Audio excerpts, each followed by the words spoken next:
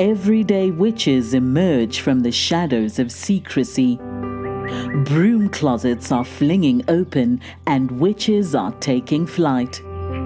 Whether you are hiding in your cozy closet or flying with pride, stay for a spell as witch casting with Theodora Pendragon and her guests share magical moments, stir the cauldron, and debunk misinformation and misconceptions about paganism, witches, and our wonderful world of magic.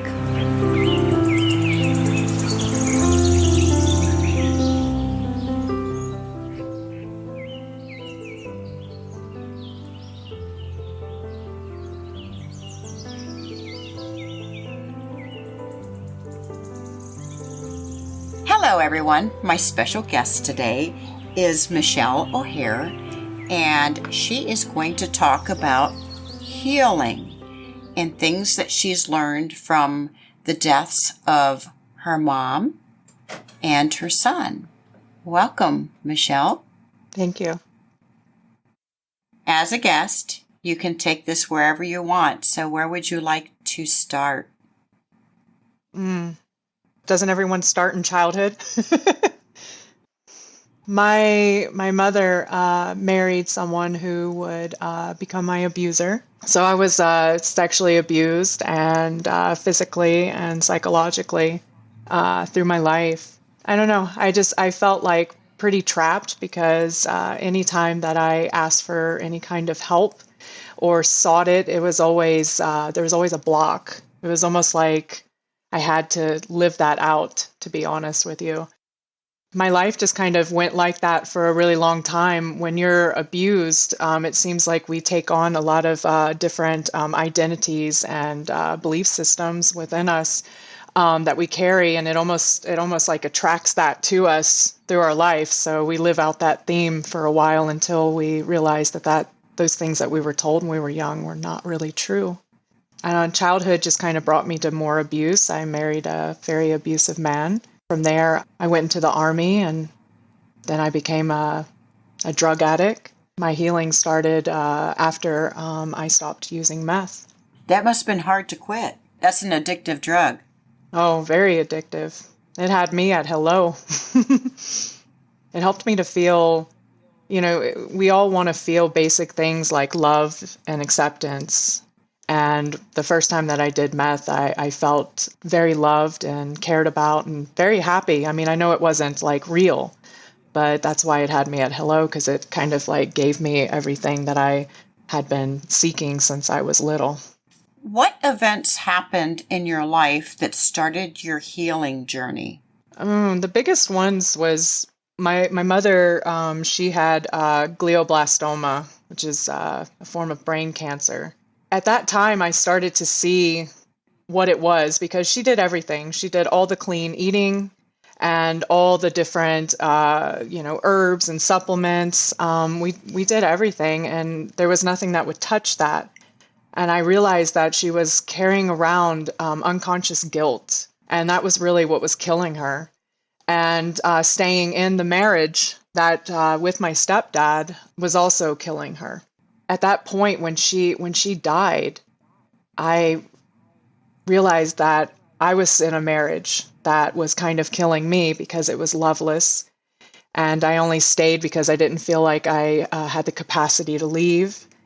And I don't know, when she died, I promised myself I'm going to start living.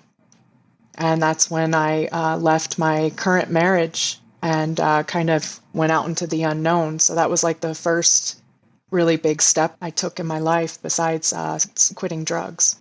That was just the beginning of your journey, and then you had another major event. Yes. So my firstborn, I didn't get to raise him. I think it's harder for other people to hear it than for me now. I finally got to meet him when he was 18 and he had schizophrenia. He was just really, really sick. And from the moment that I met him, 6 months later, he ended his life. And that was really hard because I had this thing of, I'm going to be Skylar's mom again. I'm going to get to raise him one day. And that just all fell away because Skylar was gone. And, you always think you have more time. That was the biggest one for me to heal from, was I thought I had more time to get to know him and everything like that. But that just wasn't so. And that's when I hit like my biggest rock bottom, was when he committed suicide. It's almost like the bottom just fell out from underneath me and I just fell into the bleak darkness. From that place was where I finally said, okay, I'll do whatever I have to do. I need to do something quick. I need to heal. And that's really where my healing from the childhood and everything really started to have more of a forward motion. Where did you find the strength to heal? At that time, I wouldn't have been able to tell you, because there's always been this force inside of me that was always, we're going to keep going. We're going to keep going. And there was just something inside of me that was like, okay, let's do this. And it just kind of carried me where I needed to go, what I needed to do. Like, I need to live. Did any spirituality play a part in your healing? Yeah, it's gotten more deeper now. I started to develop a relationship with the divine, but I didn't really have that to lean on, in more of a tangible kind of way until probably the last year or so. But yeah, there definitely angels and divinity was a major part and keeping me afloat. Because you mentioned that force. What do you think that force is? The force within you? This is my spirit. Yeah, absolutely. Your higher self? Would you call it your higher self? Yeah, absolutely. How many years were there between your mother's passing and your son's passing? Just about 3 years. So they're pretty close together. Yeah, it was like boom, boom. It's kind of like how this lifetime's been. It's just kind of been a constant boom, boom, boom, Tell us how your journey to recovery from your trauma, from childhood, the loss of your mom, the loss of your son, how that has brought you to where you are today. I feel like going through all those different things and unpacking them all really set me up to be able to sit with people in a space that's non-judgmental and that can be unconditionally loving, that I can really understand. Like, anyone that comes to me now, no matter what it is, it's a different, different face, different, like, I totally get it. Having that courage and to face the things within yourself also really helps others to be able to do the same. Do you find that you're attracting different people now? Different types of energy compared to years ago, after what you went through with your stepfather and then finding a husband who was also abusive? How did you break that pattern? A lot of times we unconsciously hold in ourselves, I deserve this. So for most of my life, I felt like I deserved to be abused. I deserve these kind of people. I deserve this. This is what I deserve. And I believe that within me, what I deserve started to change. And so different types of people all through the years have come into my life to right now, like, no ill will people ever come near me anymore. They're just not even interested. It's actually really cool now that I'm thinking about it. What is it that you are doing differently to attract healthier people in your life? There has to be a difference between then and now. I love myself now. That's beautiful. Yeah. I've actually learned how to make myself my own friend, and I like being by myself and doing things by myself, and I feel like that has its own energy within itself, when everything is energy, so. That's right. We can attract negative energy, positive energy, and you've experienced that yourself. Absolutely. What is Inner Healing Clinic? You ask really good questions. No one's ever asked me that before. I feel like it's like an invitation to do something different. I feel like if people, whatever level of ready they are, it really doesn't matter. But when they're ready to start navigating their inner wounds, I can provide 2 different ways to do that. I also provide a friendship through that, not me being some sort of I'm this holy practitioner person or anything like that, but that we are on this path together. I feel like it's a place of real healing, not just like we're going to fork your aura or something like that, like we really get to the root and it can be good and gone. So the Inner Healing Clinic is your business. Yes.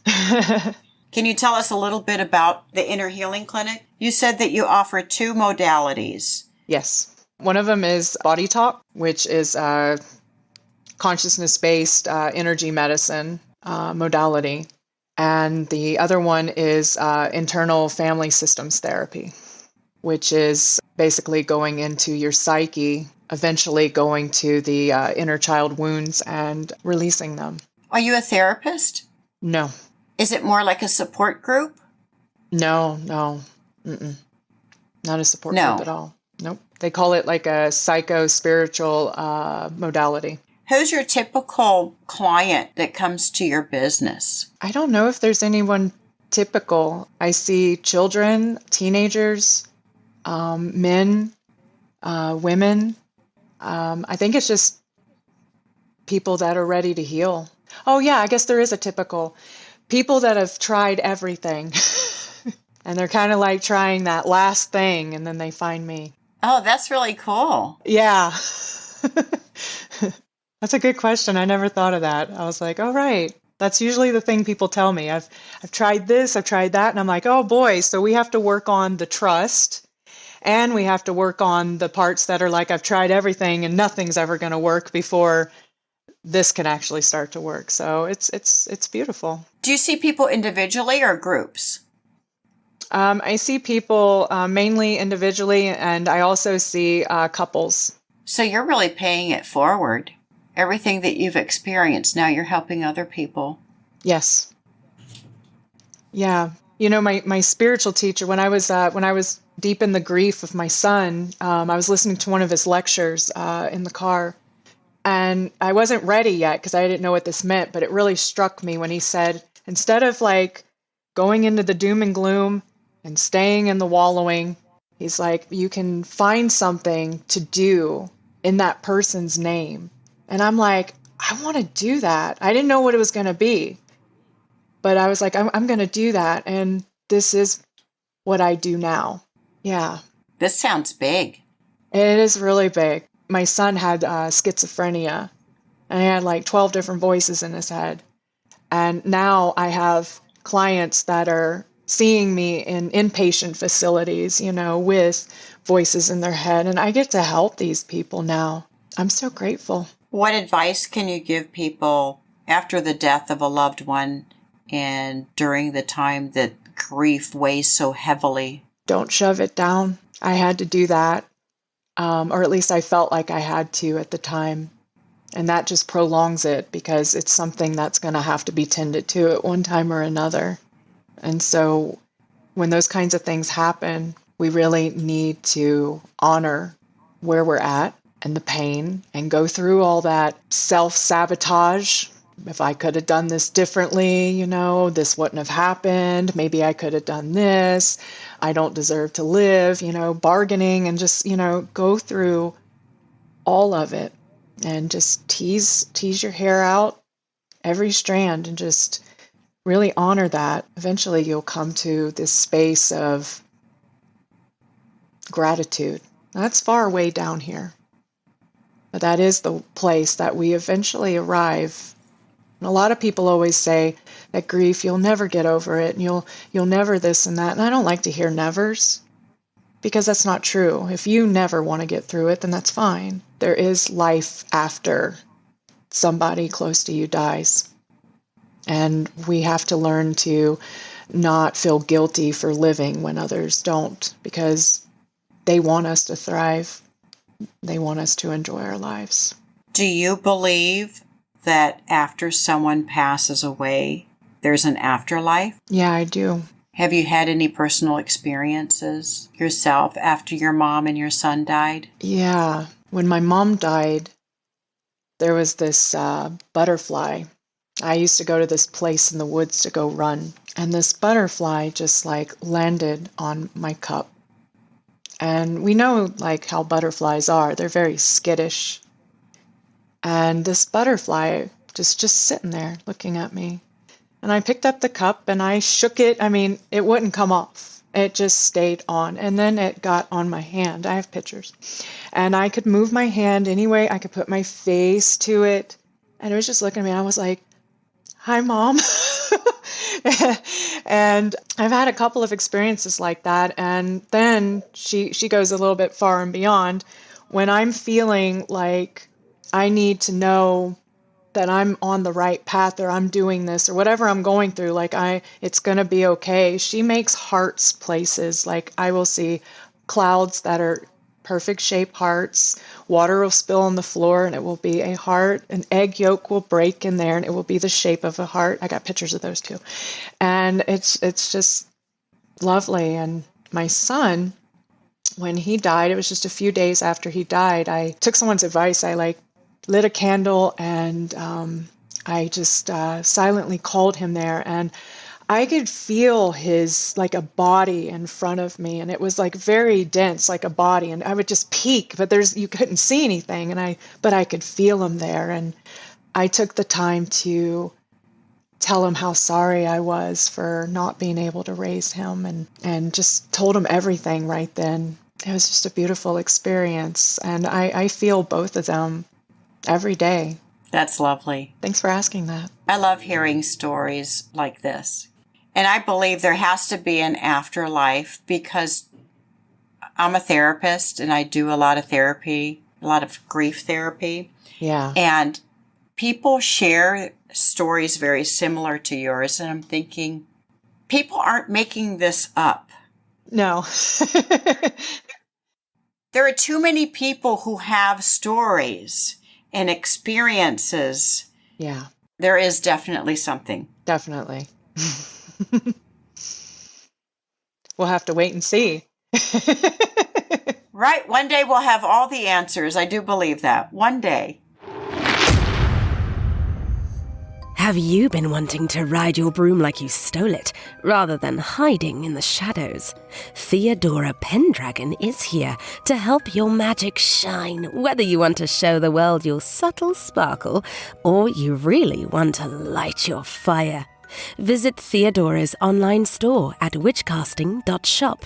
That's witchcasting.shop. Remember, there's never been a better time to be a witch. How long has it been since your son passed away? 5 years. And it's been since his passing that you started the Inner Healing Clinic. I actually started it about 2.5 years ago. I had to do, some spring cleaning, before I could get to that point, of course. Yeah. Yeah. What advice would you like to give anyone as far as grief? Because some people will say, oh, you never get over it. And other people will say, oh, you should be over it by now because it's been X number of years or whatever. What advice can you give the grieving person? Don't listen to the experts. Because yeah, that was one of the things that I told myself was I should be over this by now. Why am I still getting upset about this and that? And that's not helpful, because you are still getting upset about them. And of course you are. So I feel what's really important is to honor where you're at, and don't be afraid to talk about it. Because I know people cringe when you talk about like for me, oh, my son committed suicide. People go to like pieces and stuff, and you kind of have to babysit them, when you say that to people. But like before, I would say, oh, I have, 3 kids. And it's just like, no, I have 4. And one of them would have been 22, and it's like, that's honoring exactly where you're at, because of course that kid is always going to be mine. I'm going to be his mother. That helps it to not be so taboo.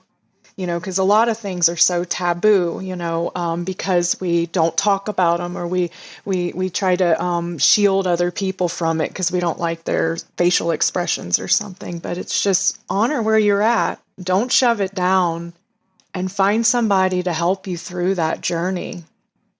Because it really does take like a special friend to kind of help walk you through it, that kind of knows that language and's been through a lot of it. And just take your time. Don't worry about the steps of grief, because that's all bullshit. That's just somebody else that like wrote something. You will go your own path, your own authentic way. I do believe, from my own experience, that it does pass eventually after you honor it and after you heal it and you own it. Right now for me, there's gratitude that I got to meet my son before he got off the bus. And I'm really grateful for that time. There's always a positive way to look at everything. After you witness and honor the negative, absolutely. Is there anything else you would like to share? Let's talk entities then, like dark energies that get kind of trapped in people. I mean, that can account for a lot of the mental illnesses like schizophrenia and stuff like that. Tell us about the dark entities. I experienced it, I would say probably like the first time when I used to be on meth. And I remember watching these two people shoot up, and they like had this like darkness that just like, I don't know, came over their face, and everything changed about them. There's like an evil, and I'm like, I'm in the middle of the woods in this person's trailer, and I have no car. Help. And the next time I saw something like that was my middle child. They were like clearly possessed and speaking to me like with a different voice and mechanical movements and stuff. And that was really scary. My son that committed suicide had schizophrenia as well. And he said he had like 12 voices. And so when I said that I was going to make something of my son's name, his name's Skylar, I really wanted to help people with schizophrenia and dark energies that were trapped in people. And I knew there had to be a better way than like exorcism and stuff like that. So that's one of the other things that I do as well, is I help people that have dark energies attached to them, remove them. How do you remove them? Okay. With body talk is priority based. So it's always when the person's like ready. And it will show up as it depends on how much control it has of the person. So there's like different stages of like entity, I guess we could call it invasion or whatever, for lack of a better word. We basically are able to find the different tentacles that are attached to the person, and where it's like feeding itself and keeping itself within the person. We can remove the tentacles. I don't know. I use things from IFS with the body talk because I feel like they both kind of like complement each other. But I always ask the energy when I'm holding it in my hand, because you have to hold it so it doesn't jump or something like that into somebody. And I always ask it if it wants to go to the healing lands and heal, or does it want to go back to the dark, because not all dark wants to go up to the light, So I always give it a choice.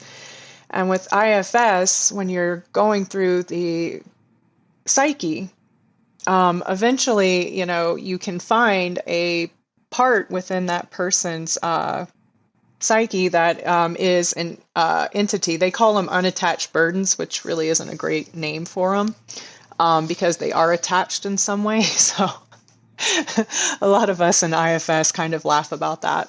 But you find the different parts in the psyche that want it to stay there. That's why there's always a fight with exorcism, is because it's like a forceful trying to pull it out, but there's parts of us that want it to stay because they've gotten used to it, or it's like mom's love, or it promised them, someone that would be there, somebody that would make them more powerful or something.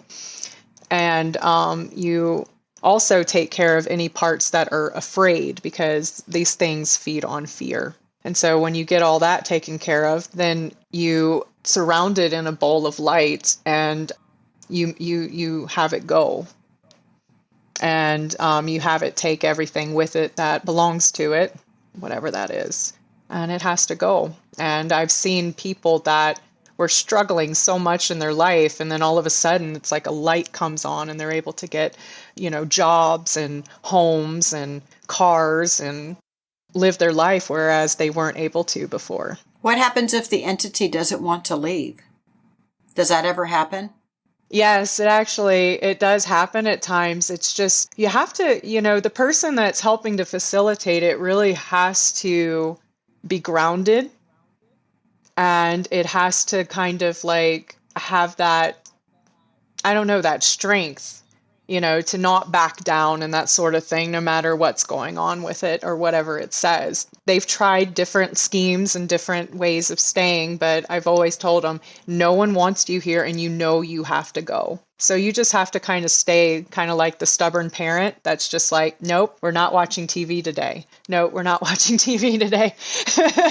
and eventually it knows it has to go. And it does. But you said they stay as long as they're feeding. How can you stop feeding these entities?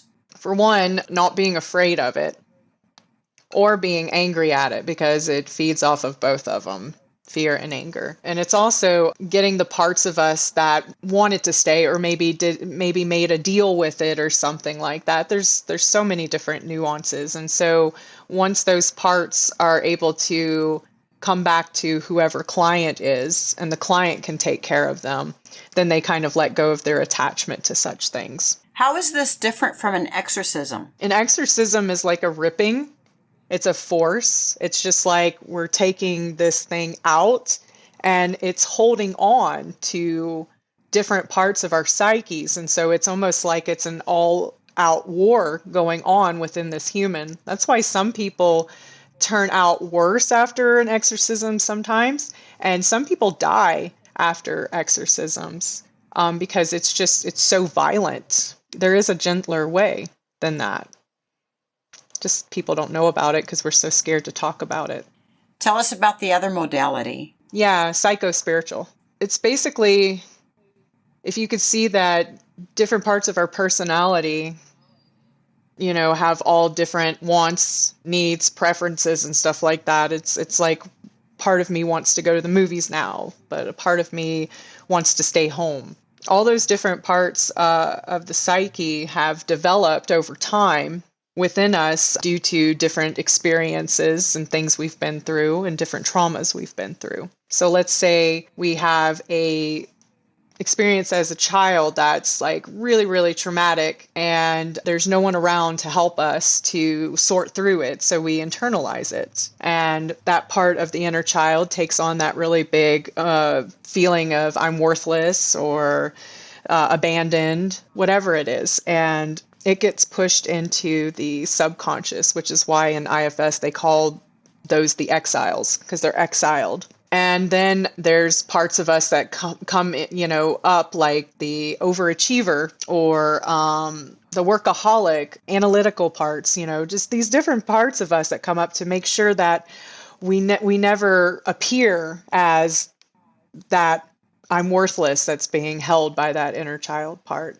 So in IFS, we're able to go to these different parts and speak to them and ask them how, about their role in the system. What do they do? Why do they do it? What are they afraid would happen if they didn't do that role? Eventually, you're able to, I guess, gain autonomy with I would call it your small self. Then you can start going to the inner child parts and witnessing them, because that's really what they needed when we were young, was to be heard, to be seen, to be witnessed. And you get to help that part of you to release those burdens. And it's pretty freaking magical, if you ask me. Well, thank you for sharing this, and thank you for sharing your amazing story. Thank you for giving me the opportunity. Thank you for having me.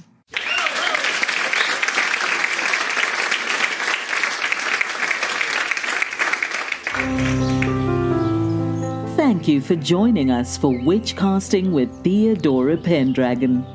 Have a burning question or have a topic you'd love Theodora and her guests to discuss on the show?